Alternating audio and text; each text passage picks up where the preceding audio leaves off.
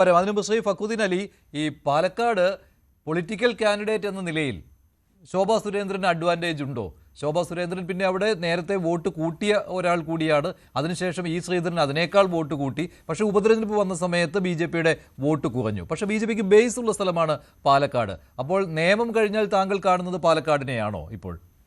നിയമം കഴിഞ്ഞാൽ പാലക്കാടിനാണ്. കാരണം ശോഭ ഒരു പൊളിറ്റിക്കൽ ഫിഗർ എന്ന രീതിയിൽ ഓൾ കേരള അറിയപ്പെടുന്ന അപൂർവം ജനങ്ങൾ റെക്കഗ്നൈസ് ചെയ്യുന്ന, ഷീസ് എ പൊളിറ്റീഷ്യൻ എന്ന രീതിയിൽ അല്ലെങ്കിൽ ജനം റെക്കഗ്നൈസ് ചെയ്യുന്ന നേതാക്കന്മാരിൽ ഒരാളാണ്.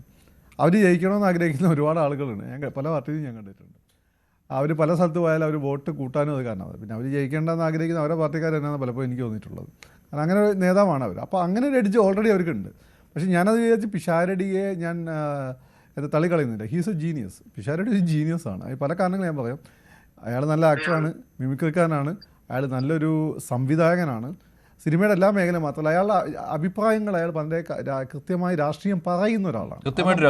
അപ്പം ഒരു സിനിമക്കാരനാണ് എന്നുള്ളത് കൊണ്ട് മാത്രം അയാൾ സിനിമക്കാരൻ മാത്രമല്ല, പിഷാരടി വളരെ കൃത്യമായി രാഷ്ട്രീയം പറയുന്ന ഒരാളാണ്. പക്ഷേ പിഷാരടി എന്ന് പറയുമ്പോൾ നമ്മുടെ മനസ്സിൽ വരിക മറ്റൊരു ചിത്രമാണ്. അദ്ദേഹത്തിൻ്റെ കോമഡികൾ വടായി ബംഗ്ലാവാണ് ബേസിക്കലി വരിക. അപ്പോൾ ശോഭയെ ഇദ്ദേഹം വെച്ച് പെട്ടെന്ന് ഒരു ആക്സെപ്റ്റൻസ് ആസ് എ പൊളിറ്റീഷ്യൻ ശോഭയ്ക്കാണ് കിട്ടുക. പക്ഷേ പിഷാരടി മോശക്കാരനല്ല എന്നുള്ളതാണ്. അപ്പോൾ ഈ ഒരു കൾച്ചറൽ എഡ്ജ് കൂടി പിഷാരടിക്കുണ്ട്. അത് സത്യമാണ്. അത് മാത്രമല്ല, അവിടെ ഷാഫി പറമ്പിലിനെ പോലെയുള്ള നേതാക്കളുടെ പൂർണ്ണമായിട്ടുള്ള പിന്തുണയുമുണ്ട്. ഷാഫിയാണ് രാഹുൽ മാങ്കൂട്ടത്തിലിനെ കൊണ്ടുവന്ന് വിജയിപ്പിച്ചത് എന്നായിരുന്നുവല്ലോ.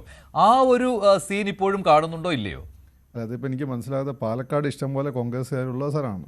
പക്ഷേ പലപ്പോഴും പാലക്കാട് മറ്റ് സ്ഥലങ്ങളിൽ കോൺഗ്രസ്സുകാരെന്ന് മത്സരിച്ച് മികച്ച പഠനം കാഴ്ചവെക്കാറുണ്ട്. ആ ഒന്നും എത്താതെ കോൺഗ്രസ് നിന്ന് മരിച്ചു പോയ കോൺഗ്രസിൻ്റെ റിയൽ ഫൈറ്റർ ഉണ്ടായി, സതീഷ് പാച്ചേനി. അദ്ദേഹം ഒന്നും ആയിട്ടില്ല. പക്ഷേ അദ്ദേഹം മുമ്പ് അവിടെ ജയിക്കേണ്ടായിരുന്നു. അതിനെ ഞാൻ പറഞ്ഞു, കോൺഗ്രസ് ഉള്ളിൽ തന്നെ പറഞ്ഞു കേട്ടത്, ഇപ്പം നിങ്ങൾ വലിയ മഹാമാരി എന്ന് പറഞ്ഞ ചില നേതാക്കന്മാർ അദ്ദേഹത്തെ വലിച്ചതാണ്. അല്ല, അപ്പോൾ ആ മനുഷ്യനെ ജയിച്ച ഒരു MP ആയിരുന്നു. ഇപ്പോൾ ജീവിച്ചെടുക്കാം. MP ഒക്കെ കിട്ടിയ സൗകര്യങ്ങളൊക്കെ, നല്ല ചികിത്സയൊക്കെ കിട്ടിയത് ആ മനുഷ്യൻ നമ്മുടെ കൂടെ ഉണ്ടാവുമായിരുന്നു. അങ്ങനെ പല സ്ഥലത്തും പോയ ആളുകളെ ജയിപ്പിച്ച് വിട്ട ഒരു ചരിത്രം ഈ പാലക്കാടിനുണ്ട്. ഇപ്പം ഈ രാഹുൽ മാങ്കൂട്ടത്തിലാണെങ്കിൽ ഹീസ് ഫ്രം പത്തനംതിട്ട, ഇദ്ദേഹമാണ് ഞാൻ കോട്ടയം തോന്നുന്നു, പിഷാരടി.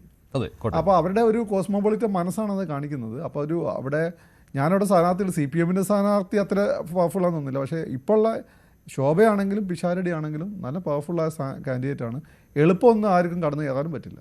അല്ല, ഈ CPM മനഃപൂർവ്വം ഈ BJP ജയിച്ചോട്ടെ എന്ന് വെച്ചുകൊണ്ട് ഒരു ഡീലിൻ്റെ ഭാഗമായിട്ട്, അത് നേരിട്ടുള്ള ഡീല് എന്ന് കോൺഗ്രസ് ആരോപിക്കും. പക്ഷേ ജയിച്ചോട്ടെ എന്നുള്ള മൗന സമ്മതത്തോടു കൂടി തന്നെ ഇങ്ങനൊരു സ്ഥാനാർത്ഥിയെ നിർത്തിയിരിക്കുന്നു എന്ന ആരോപണമാണ്. വരും ദിവസങ്ങളിൽ ഈ ആരോപണത്തിന് കട്ടി കൂടുകയും ചെയ്യും. ഞാൻ ചോദിക്കട്ടെ, അത് നമുക്കറിയില്ല അങ്ങനെ ഡീലുണ്ടോ. ഇനി ഇൻ കേസ് ഡീലുണ്ടായാൽ എന്താണ് പ്രശ്നം? നിങ്ങളൊന്ന് പറ.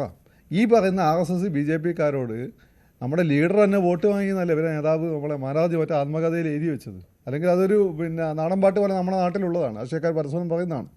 അപ്പോൾ അന്നത്തെ കാലഘട്ടം എന്ന് വെച്ചാൽ ഈ RSS BJP എന്ന മുസ്ലിങ്ങളൊക്കെ ഭയങ്കര ശത്രുക്കളെ കാണുന്ന ഈ പറയുന്ന മറ്റേ കാലഘട്ടമാണ്. ഏത് കാലഘട്ടം? ബാബറി ബഷീർ പ്രക്ഷോഭമൊക്കെ ബോംബെ കലാപമൊക്കെ നടക്കുന്ന കാലഘട്ടമാണ്. ഇപ്പോൾ ആണെങ്കിൽ അവരിപ്പോൾ നിലപാടൊക്കെ മാറ്റി മുസ്ലിങ്ങളൊക്കെ ഉരുജി വന്ന രണ്ടാമത്തെ ലൈൻ പിടിച്ചിരിക്കുകയാണ്. സഹോദരങ്ങളാണ്, നമുക്കെല്ലാം ഒരുമിച്ച് പോകണമെന്നുള്ള ലൈൻ പിടിച്ചിരിക്കുകയാണ്.